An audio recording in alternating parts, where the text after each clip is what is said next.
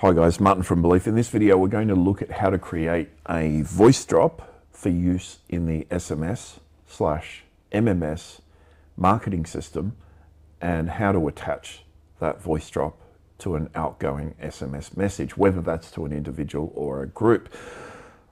First of all, to access the SMS module, select SMS from the primary menu up the top.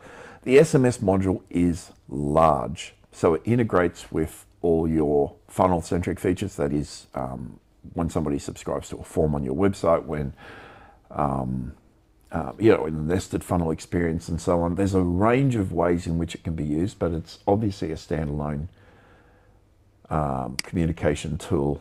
In isolation, it's used in any number of ways, from sending for real estate agents or even brokers, sending out images of properties, for sending audio recordings, which is a voice drop, for communicating in an intermediate way throughout the processing experience, sending people updates. For example, your loan has progressed to this stage or whatever. It's a really significant module. We're just going to look at voice drops. It's one of those things that's asked of me quite regularly. By the way, I'll just run through. We've got replies and the SMS schedule. Here we've got the send menu, which is sending to an individual user. You can access that directly from the contacts panel, which is in Microsoft Contacts panel. You can select a user there and send them a message directly. You've got the option to send to a list. Send to a VoIP list. That's any person that calls in on a specific VoIP number via a compatible Australian mobile device. So they might call our 1300 235 433 number. That number is registered into a list, somebody that has made contact via that number. It's primarily used for fairly advanced promotions and things like that, when you might have a specific number associated with an event or something. You can send to your partners, which is obviously a huge benefit. And you can manage lists. I'll talk about that. Voice drops, you can record voice drops. Voice drop categories, which is important. I'll talk about AI voice, SMS templates, property, which is a property specific list. And then you've got birthday SMSs and various settings and statistics. We are only really going to focus on this voice drop creation. Both voice drops you create yourself, and I'll touch on the AI voice drops as well. So we're going to select voice drops there. And first of all, I should expand on that. What is a voice drop? It is a message attached to an SMS. So it is encoded appropriately, and a user will receive that message and there'll be a play button. So it's effectively an attachment.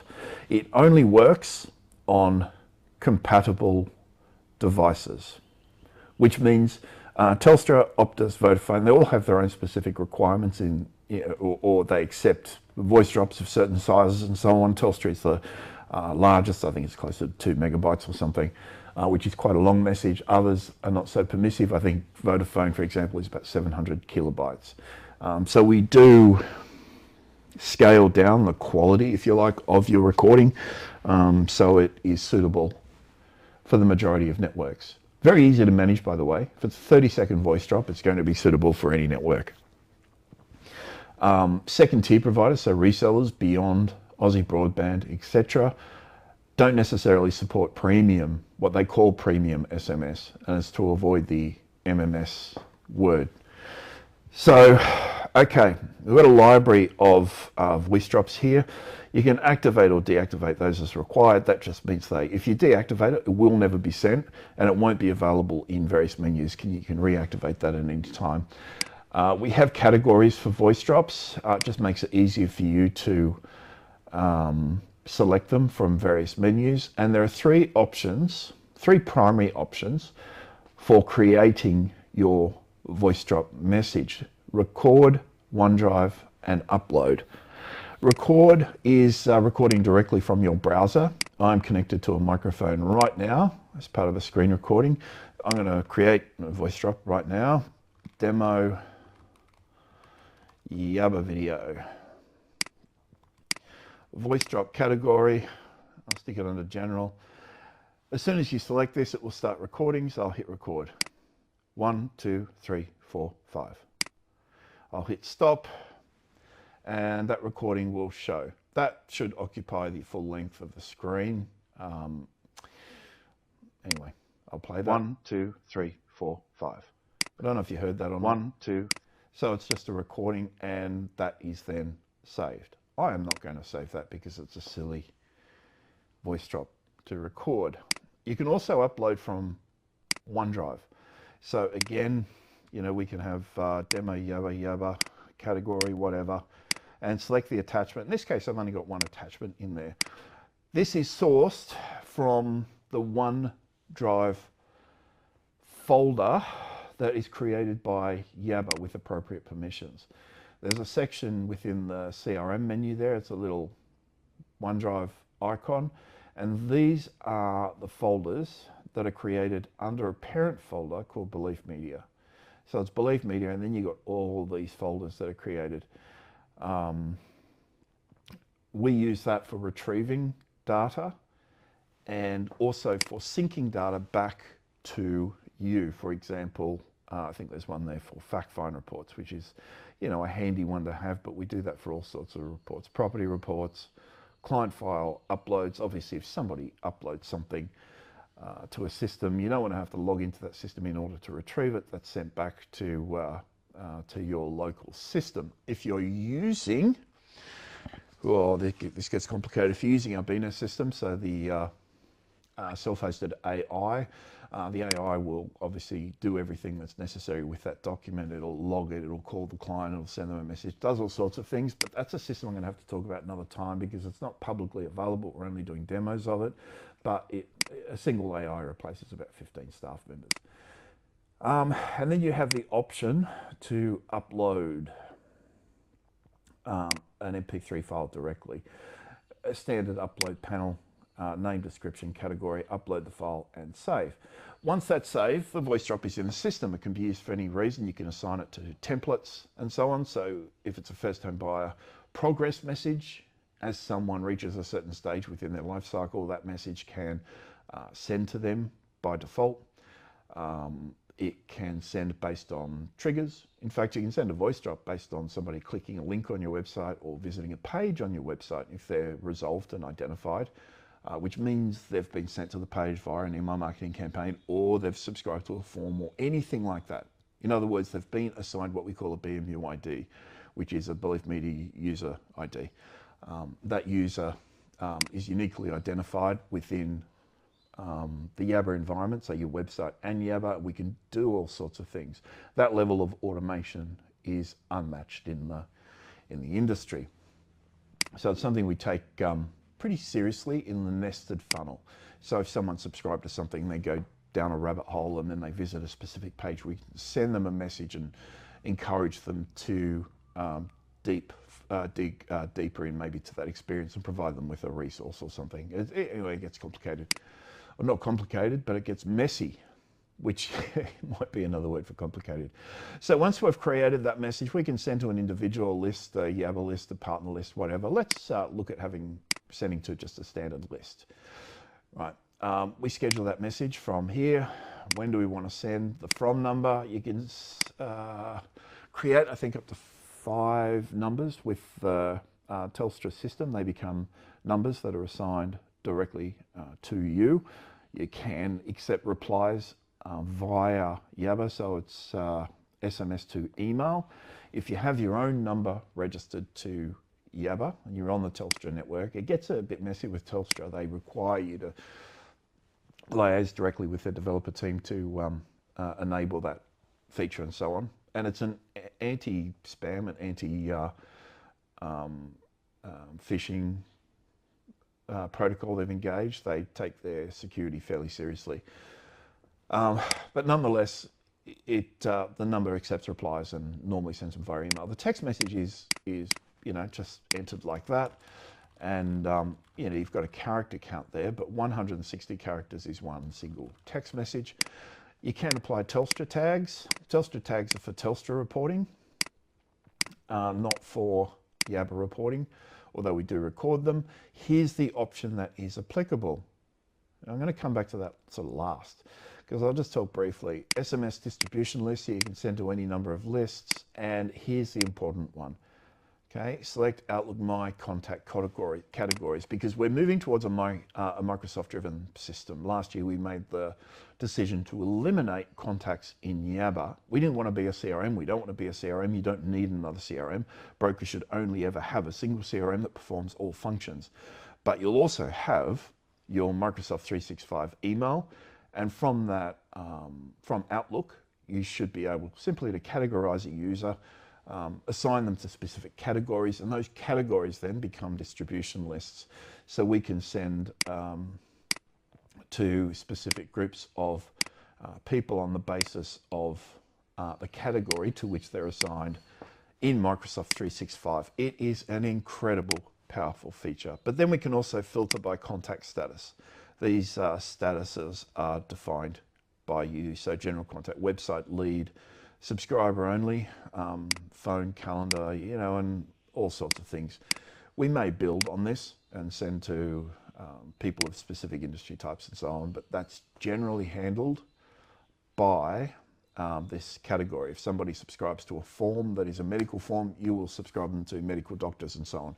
So you build up a very refined and targeted SMS distribution database.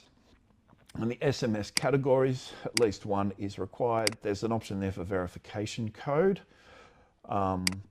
In some cases with some forms, there will be a verification code that is required. We don't want verification because we don't want, it's another story altogether.